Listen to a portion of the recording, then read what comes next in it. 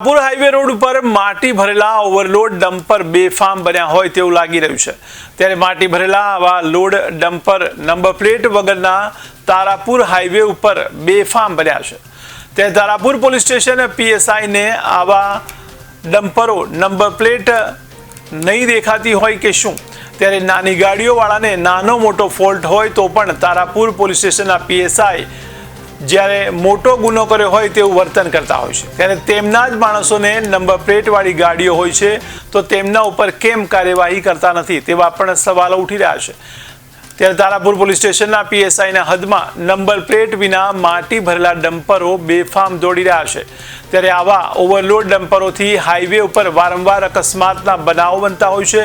ત્યારે તારાપુર તાલુકાના ગામડાઓની જનતા તારાપુર પોલીસને કહી રહી છે કે આવા ઓવરલોડ ડમ્પર પર ક્યારે કાર્યવાહી કરવામાં આવશે।